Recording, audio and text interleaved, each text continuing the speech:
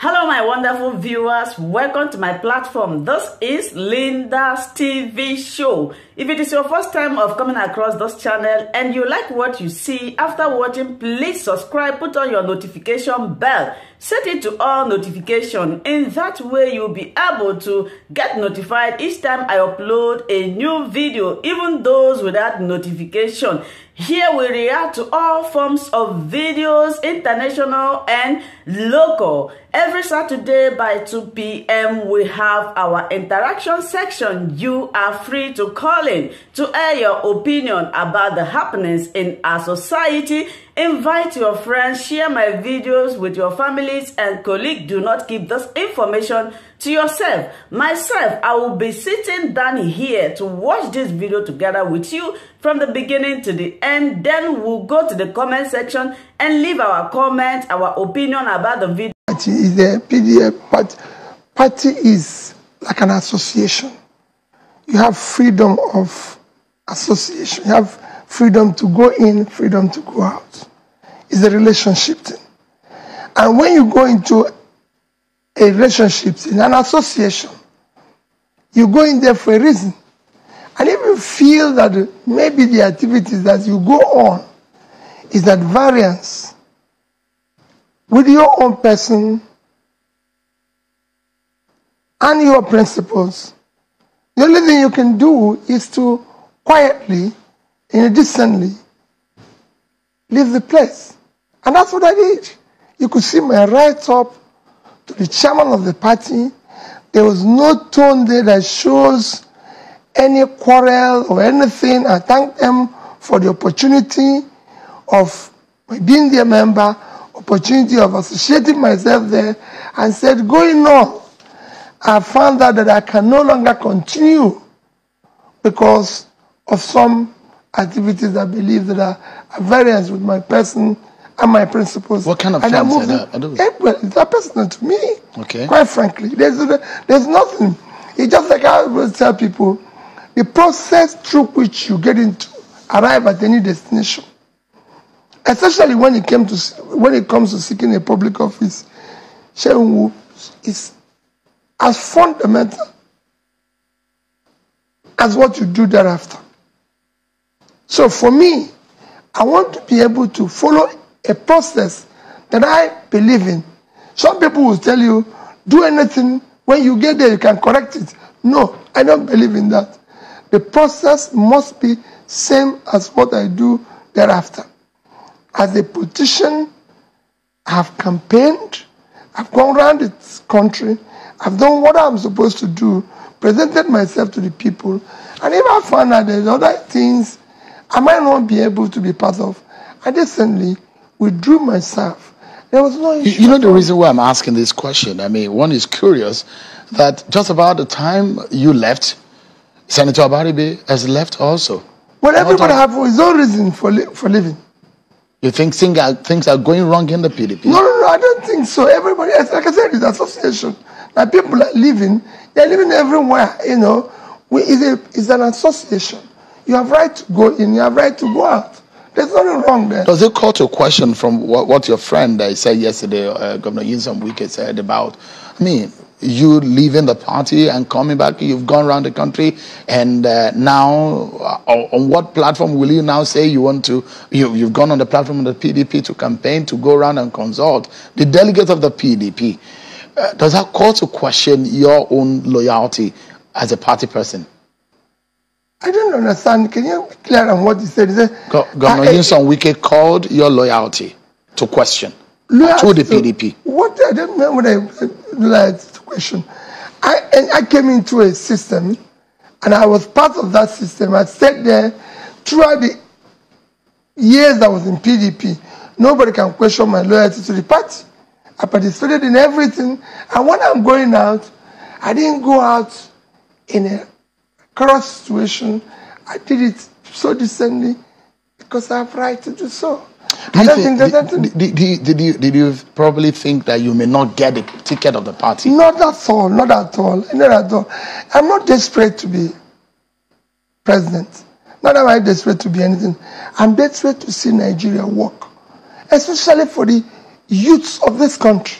You don't think that PDP is the right vehicle for you to achieve that? No. It's like I said, I've left. I've moved on, to where I think the process might allow me. It's not about, I keep saying, it's not about winning or losing. I would rather lose doing the right thing than win doing the wrong thing. My politics have been consistent in character and integrity throughout the time I started. And you can go and check. This is not the first time I left PDP, if you don't know. In 2002, when I started this politics, I was a member of PDP. Go and read what Olisametu wrote. I went to one meeting and I wanted to contribute, and people said, no, you can't contribute. No, I quietly left them. I went to APGA because I said, if I'm in a system where freedom of contribution is not allowed, I went to APGA, campaigned, won the election, somebody else was declared. I didn't quarrel. I went to court. I became the first Nigerian to ever stay in court for 3 years until court declared me the winner. I didn't quarrel. Same thing is what you see in that consistency I'm saying. When I became governor, 6 months after, I was impeached. I didn't quarrel with those who impeached me. I went to court. Eventually, the court brought me back. I became the first Nigerian to come back from impeachment as a governor. Of course, less than 1 year after that, election was conducted when my tenure was just about 1 year. INEC conducted the election, declared somebody else winner, he became governor. I didn't quarrel. I went to court again. And all through to Supreme Court, I won. That is why you have staggered the election in Nigeria today. It was because of me. I became the first person to set that example. This very move that you've made, how painful is it for you? This isn't painful. Because you've gone around as a flag, seeking the flag of the PDP. Now you have to abandon that. It's like a project that you've seen to almost 95%, and you abandoned and you left. There's nothing painful in my life. My late mother taught me, always be glad for an experience. No matter what it costs you. So what informed the choice of Labour Party? Well, if you look at what I've been saying, you mentioned something. Can I go back to the question you asked earlier about comments of Governor Wike yesterday? There's something he talked about. When he was talking, the one I think he mentioned was when he talked about issue of integrity.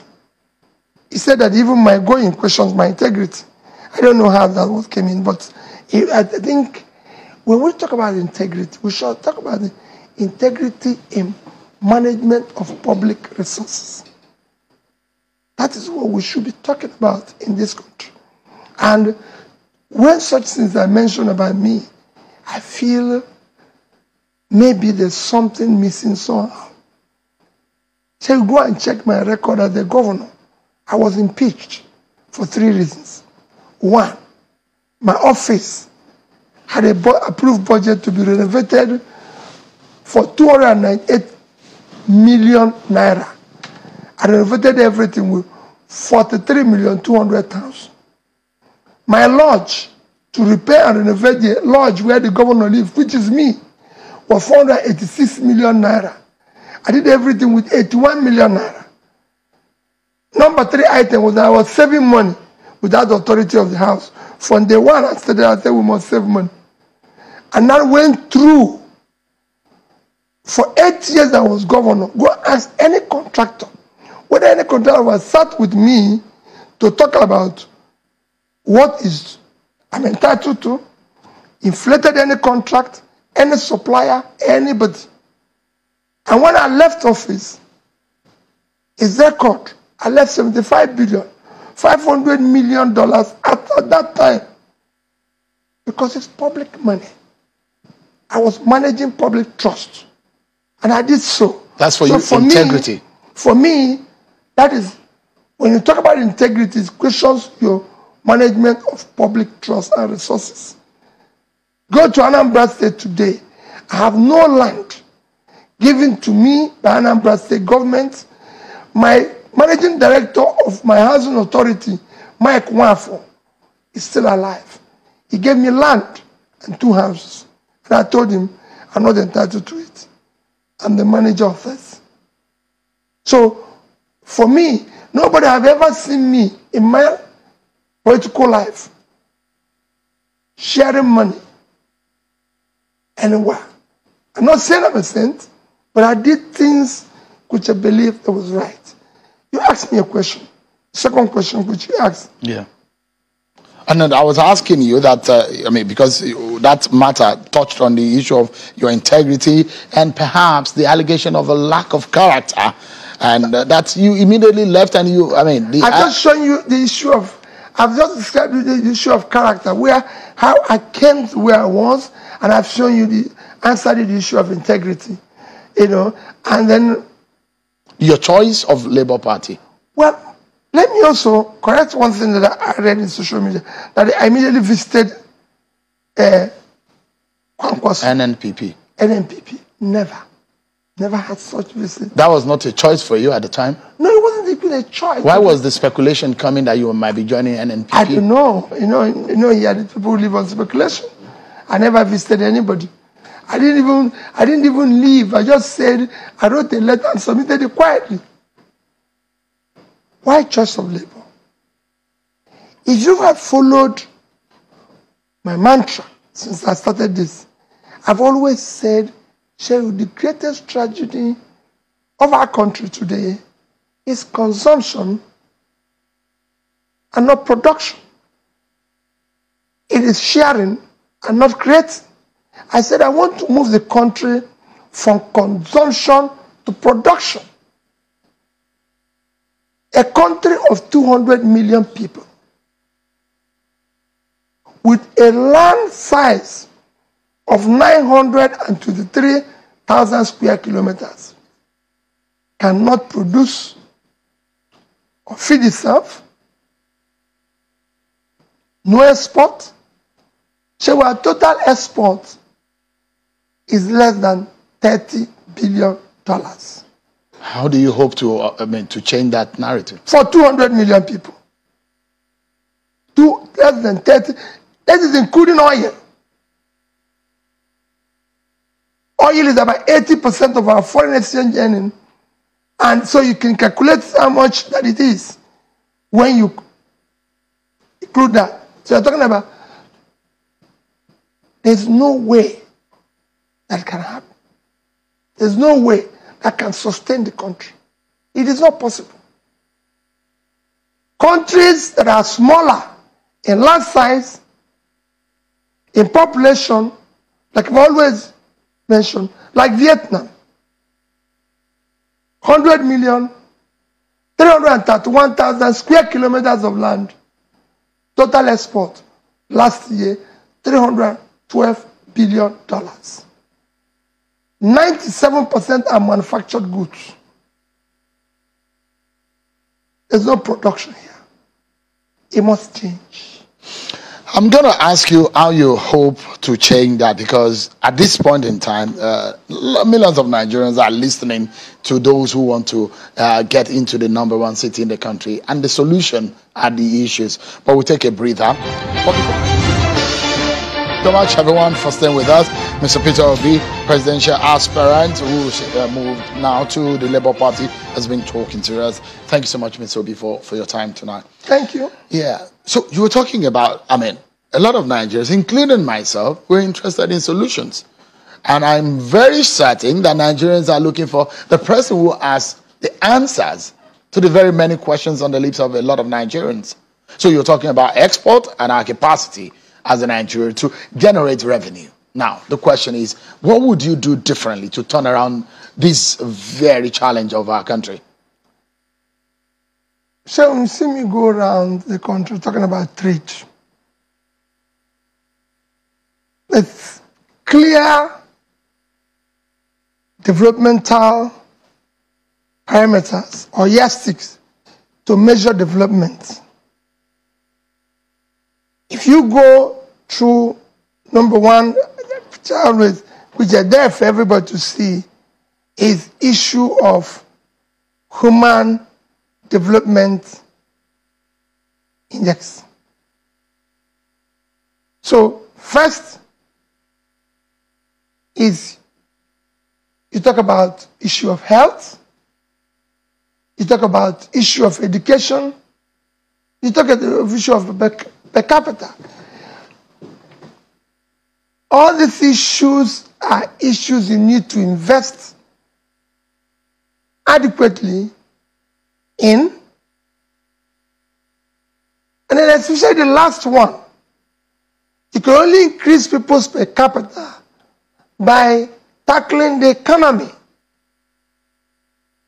And you can't talk about tackling the economy without talking about trade.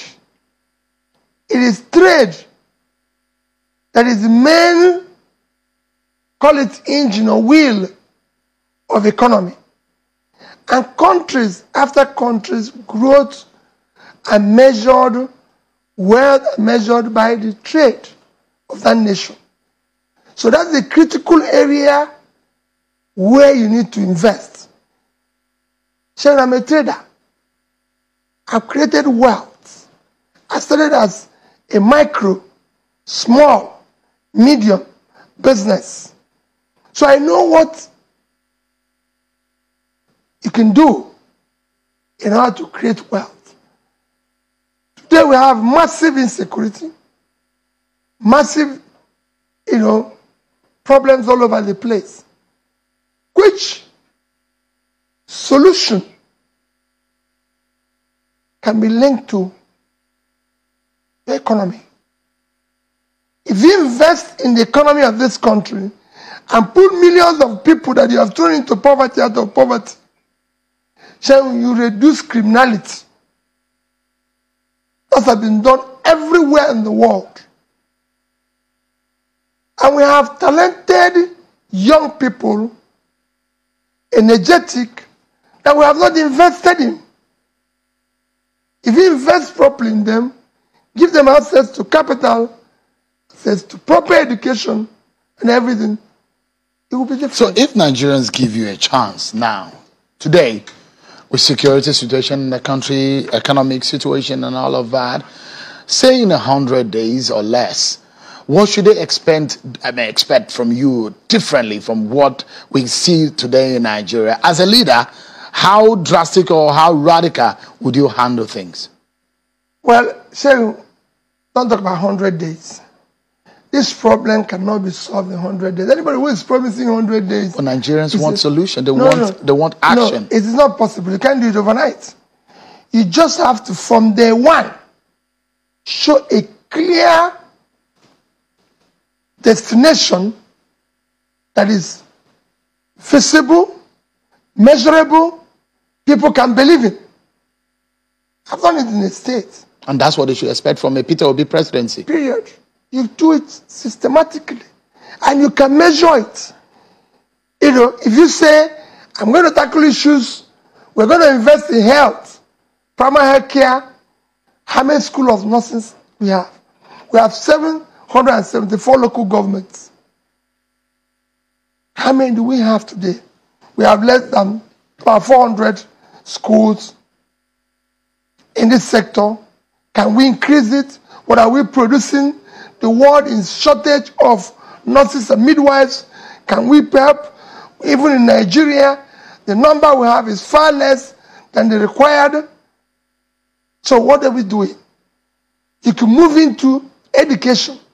Today, our tertiary school enrollment is 9%. The global average is 38%. In developed world, is 50%. So look at it. We are not even achieving a quarter of the global average. And worse, they're shut down for months now. You can't do that. You've said all of this, but the question is whether or not you are hoping to get a ticket of the Labour Party. That's the plan, isn't it? No. Shay, I've told you. My position in this whole exercise is not enshrined in desperation. But you hope to be the president of Nigeria? Yes, I hope to get the ticket. That's one of the reasons why you I hope come to get the Labour Party. ticket. I hope to get the ticket. I have to campaign the way it should be, and I hope that the people will vote for me because I have an idea of how to turn around this sinking ship. Mr. Peter Obi, we need to let you go because we have a lot of obligations that we need to meet tonight. Thank you so much, and we hope that at some point, please create time so that we can talk extensively about some of your plans. Thank you so very much. Thank you so much, my wonderful viewers, for watching this video together with me from the beginning to the end. Like I said before, if you like what you see here, if you like what I do in this platform, as you have finished watching this video, please hit that red button that says subscribe and put on your notification bell to all notification. In that way, you'll be able to know when I upload a new video. Share my videos, leave your comments in the comment section constructively. Until I meet your way again in my next video, I still remain your Linda's TV show. Bye-bye.